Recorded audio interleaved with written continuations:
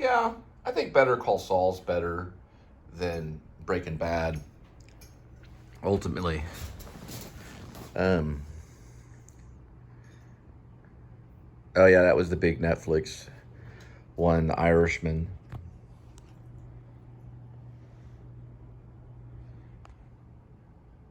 About a delivery man that becomes a hitman and kills everybody.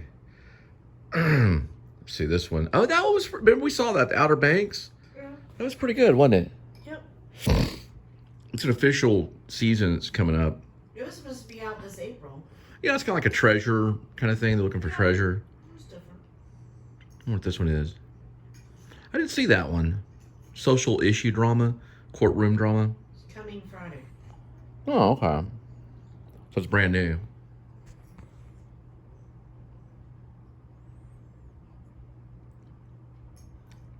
The Sons of Sam. Huh. A Descent into Dark. Limited series coming Wednesday. Does that mean next Wednesday or? Yep. That one's probably about the Sam guy. Okay, that one is a Cobra Kai. I'm familiar with that one. Some Summer of Sam is about the guy who killed everybody with the 44 Magnum in New York I don't know, is it? back in the 70s. Maybe like close to the 80s. Kind of like when punk rock was starting to happen. His name is, it's got one of those weird Polish names. The killer's name. Oh, it's Jim Carrey. You know, it's funny that I was actually shoulder to shoulder with that guy. Crazy. Yeah, this shoulder right here, yeah, is about that far from where he was standing there, just making people laugh. Now that one, Dead Again and Tombstone, have not seen, but it's exciting satanic western. That's what it says. Exciting satanic western. That's what it actually says. Very weird. This one is Firefly Lane. Yeah, I saw that one. Oh, did you like it? I liked it. Still the Virgin River series comes out again. Most of the people ended up liking Firefly. They like Virgin Rivers. Based on a book. Mystery.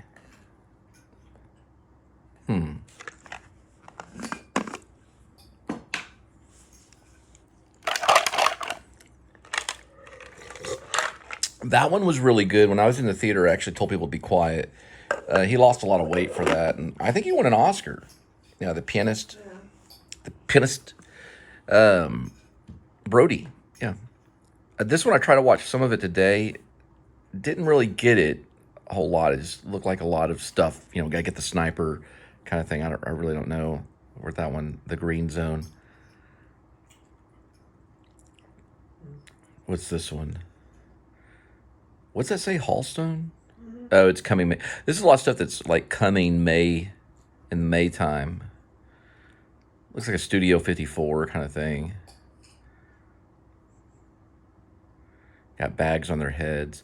Manhunt. Yeah, I don't know. I got the Manhunt stuff. I don't know. I mean, kind of like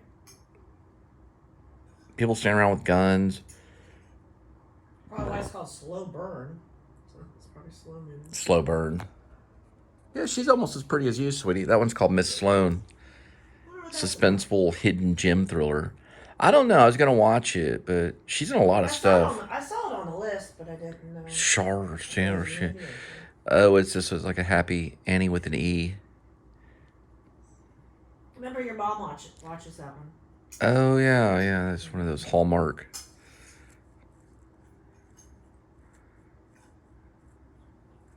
Now I try to get into this, the Chicago 7, a little bit. Abby Hoffman kind of thing or something.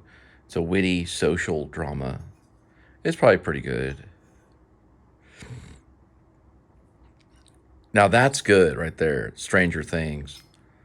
Big fan. The official another season's coming, so we're in for a really, what was really funny is that guy Adam the Woo, they went on this like adventure where they went through a parking lot, or it was a parking garage. And they end up at like a Stranger Thing theme ride through or something.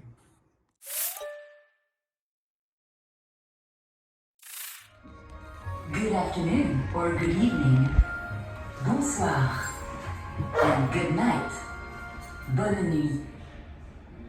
And finally, goodbye, au revoir. Listen for other quick French lessons coming up.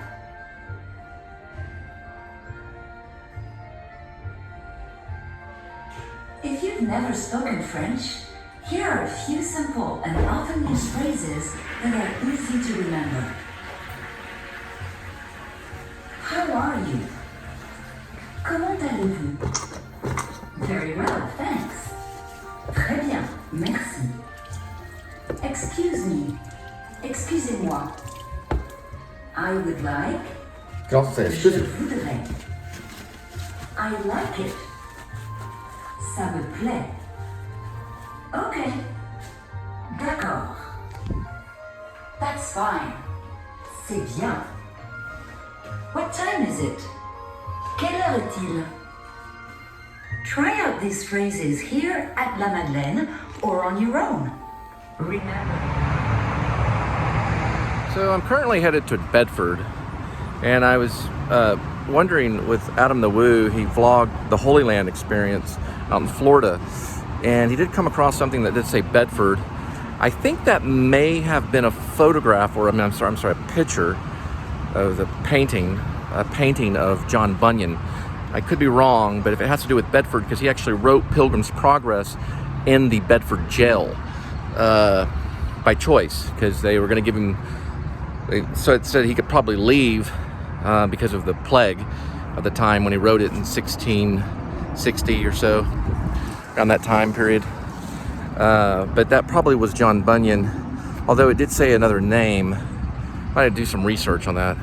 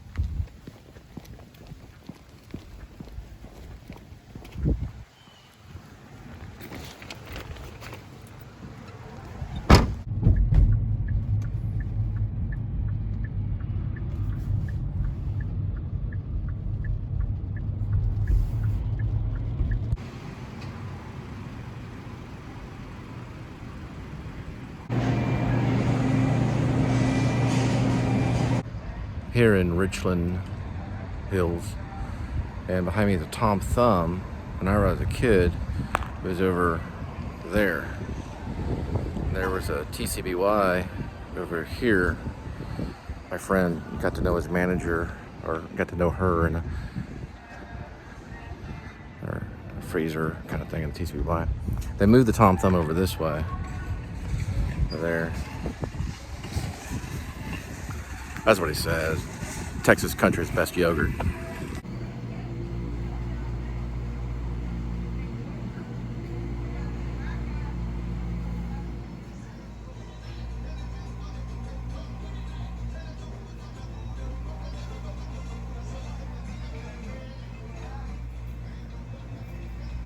That's where the 7-Eleven, I mean, actually the Tom Thumb was, and it was actually Hearst. They moved the Tom Thumb over there. It was right here. I'm in Hearst. I thought I was in Richland, but I'm in Hearst. So basically going back to Rich Dad, Poor Dad, the major two components are liability and asset. A rich person has mostly assets, so they're just making money. They don't even really work. A poor person is mostly dealing with liability, but they think they're assets, so they work. So one way you can figure out if you're rich or poor is if you work, you're probably poor. If you don't work and make lots and lots of money, then you probably have lots of assets and you're real rich. So to understand financial literacy, you understand what an asset is. Okay?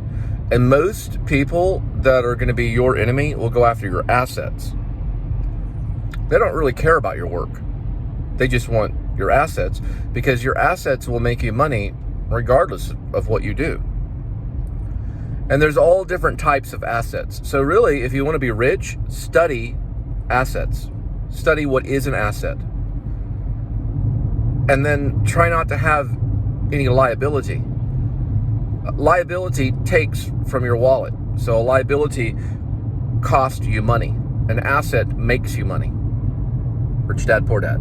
Listen, what people will really go after when they're trying to hurt you is they're going to go after your children. The reason why is your children are your biggest asset. And what I mean by that, it's kind of like a blessing from above. So no matter how holy a person says that they are, if you have children, you need to watch them the closest. And also be sure to watch your spouse, because the only way they can really get to your children, which is your biggest asset, is through your spouse. And I don't mean a financial asset. I mean, a blessing, a fact that that's a wealth beyond means. The enemy wants to steal, or he wants to rob, kill, and destroy. Well, the person that has your kids is, if you're in a divorce or whatever, those are going to be your enemy. And, you're to love your enemy. And they know that. So they'll use the good book, and they'll use the church, and they'll use, whatever they, charity to say, well, the only reason I'm, I have your kids is because, well, bull crap, right? Because your kids are not only there for financial means, because your kids will go out in the world and they will make money, but they'll also come back and they'll help. That's why they're an asset. And there's different definitions of asset. Asset's what serves you in a way. I'm not saying the kids' sole purpose are to serve you, but kids will come back to maybe even help, or they can protect if you treat them right. If you water them like you would a tree, that they can come back to help. And that's why they're a great asset, is because, well, they can always protect you. A lot of times they are the people that end up laying you to rest too, the final resting place kind of thing. I'm in an apartment complex. I'm looking for a certain building. My friend and I, when we were in high school, were big friends of Tracy Chapman. I believe I saw her in concert, one of the Lollapaloozas or something like that, some kind of festival. But believe it or not, for whatever reason, we were kind of hip kids that we would shop at like Thrift Town. We were real thrifty, like thrifty clothes, like 70s clothes and stuff. Like this is back in the 90s, probably like mid 90s, early 90s. And we only liked other chicks that were like dressed that kind of way and stuff like that. And we went out to Deep Ellum. But we used to go to like apartment complexes, and we'd go to the workout gyms, and we'd listen to Tracy Chapman and work out. So I have another funny story. I'm in the Euless area. I moved here right when I got back from New York. I had a mountain bike, a Trek mountain bike. And I used to go to this Kroger all the time. And also there's an Albertsons over here. And one time I was getting a bunch of ramen noodle, and I was on a bicycle. So I was kind of thinking in my head, how am I going to carry all these groceries and stuff like that? Because sometimes I would walk to the grocery store, or I'd take a bike. And I guess I took a Nutri-Grain bar, and I guess I slipped in my pocket, and then I got a bunch of ramen noodles, and I went up there and paid for the ramen noodle and everything. It was really late at night. Well, one of the clerks came after me, and he said, hey, I saw you put that Nutri-Grain bar in your pocket. And so I kind of was like, what is he talking about? So I followed him back in the grocery store, which was a big mistake. I had my mountain bike. It was about a $270 mountain bike. It was, locked up. I went back into the grocery store. He walked me over to where the Nutri-Grain bars were. There were two Nutri-Grain bars. You get two for 50 cents, or like a 50-cent Nutri-Grain bar, buy one, get one free. And I reached my pocket, and there it was, the Nutri-Grain bar. So I looked at him, and he went to grab me. And so I went, what is he doing? So I backed up, and he grabbed my backpack. and he started ripping on my backpack. I just started running because it was like, what in the world? So I ran out of the Albertsons, and I ran actually the other direction, and I went to this like one of these cul-de-sacs, whatever. I guess they called the police. I was wearing that brown jacket that Jackson Maine wears in Stars Born kind of looking jacket. So it provided a little bit of camouflage. And there are the police slowly coming around the corner. This is over a 50-cent Nutri-Grain bar. I hid into the into the bush, in the bushes on the side. I just laid down real still, really laid down on the ground. They just passed by. Their spotlight went over, like kind of over my head was, and they just passed by. They were actually looking for me. And this is over 50 cents. And finally, they went past me, thank goodness. And I jumped up, and I jumped a fence. A dog was all barking, and I ran. I kept on running, ran this other direction, and I ran across this creek bed, and I came up this field, and I looked up, and there was this big flag waving the red letters of Jesus. Really weird. But what really ended up happening a few years later, maybe like almost 10 years later, there was some meth head in one of these parks somewhere around here. And it was a New York police officer that walked up to him, and the meth head actually, shot him like in the head and killed him. He was a New York police officer. They actually had a big funeral at AT&T Stadium, and one of the Euless police officers. But that's a dangerous situation over a Nutri-Grain bar. But I never returned. I never returned back anytime soon. I ended up leaving Euless, went back to Fort Worth for a while to finish my education in pedagogy and teaching. And what ended up happening was I went back. My mom drove back to the Albertsons, and that bike was gone. So that 50 cents Nutri-Grain bar cost me $270. But the only thing is that I guess I forgot that I actually put it in there because I was getting ready to get back on my bike. And I guess I remember the ramen noodle, and other stuff that I was buying. I don't know, it was like ramen noodle and cookie dough or something. I actually had a receipt too. I don't really know if they can do anything over 50 cents. I mean, they might can, but I didn't care. I didn't want to mess with it, and I guess I got away, I mean, but after David was born, my son really liked Nutri-Grain bars.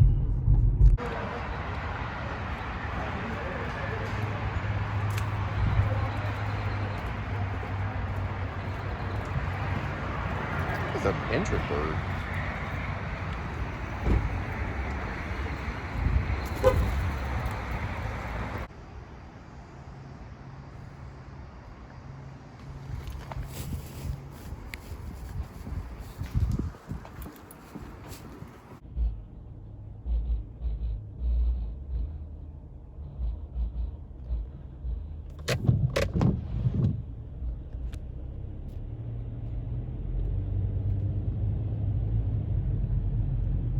So during my first marriage, I married a half Sicilian lady that studied at American Broadcast School. She was I guess, studying to be a DJ, I guess, or what would probably be what's known as a podcaster today.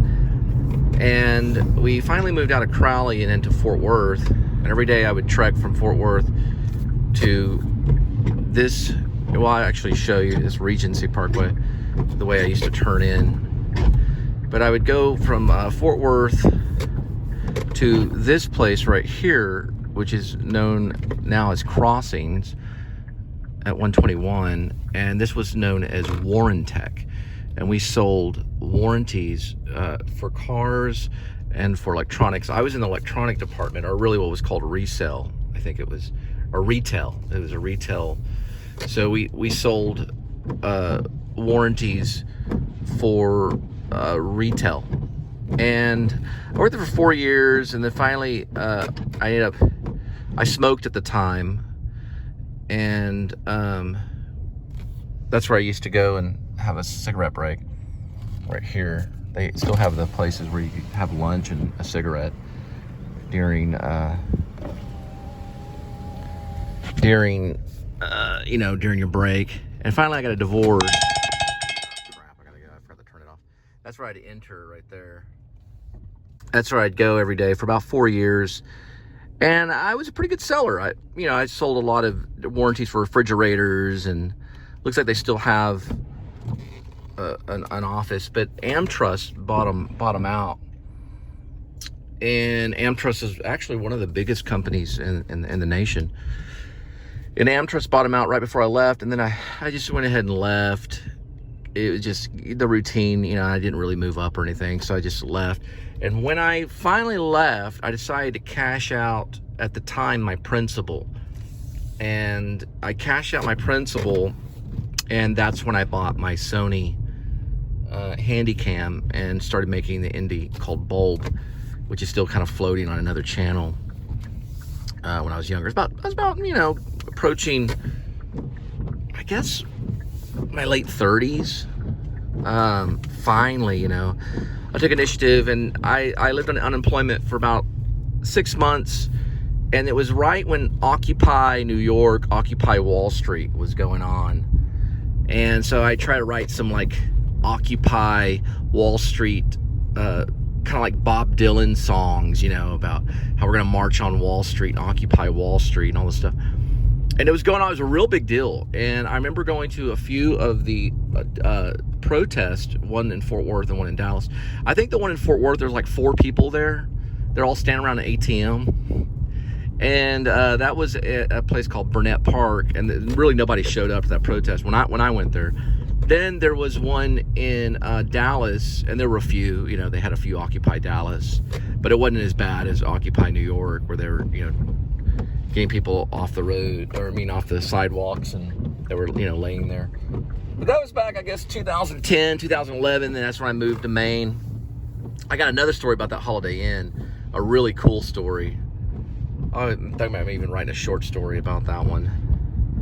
But I got a lot of escape stories. I guess that's where I got the title for Escape from Maine. It's because I'm kind of a Houdini in a way. I've escaped a lot of things. Maine is very cold. It's a very hard place to live. It's very difficult. It's not easy at all. Living in Maine for the summertime is beautiful, but man, when those winters hit, you have to be prepared. I ended up coming back to Texas, and I had the Samsung for a long time, but I really didn't find any editing thing that was compatible with the Samsung, the phone. Till I got, Apple products, which have a really great editor. Now, I did use DaVinci Resolve, but I have to bounce everything off of YouTube, and it costs a lot of memory to do that. It's very difficult to do. Now, I don't know why Samsung doesn't have anything like iMovie, but iMovie is something that I've been waiting for, I'd probably say, pretty much all my life. I found iMovie, and I was just in heaven. The way, the simplicity of the editing process on iMovie, a filmmaker is just like, this is unreal. And you can really cut these different. Now, using just the phone only is limited. Now, I know that the Apple Mac, the Macintosh, the MacBook, and all that kind of stuff, getting that kind of iMovie is probably way better. And I know that people, like Adam the Woo and Jordan the Lion and stuff like that, I'm sure they're using something to that standard. But Macintosh book and all that stuff, that'll be the next level. And of course, getting like a Canon. I've been planning to get a Canon for about 2 years now. I wanted to get a drone too. The first thing I went out and I got when I had the Samsung and I started doing this, the first thing I thought was a big purchase as a filmmaker. I thought, well, I'll get one of those Zion gimbals, which it's not that bad. I saw the other day that Michael from Grim Life Collectives actually uses one. I was like, wow, it's a gimbal. So it looks like it can be, if you know how to use it, it can be. I still have my gimbal. But anyway, I do eventually want to get a drone. I do want to get a Canon, probably in that order, one way or another. But I know that that's going to be a big move.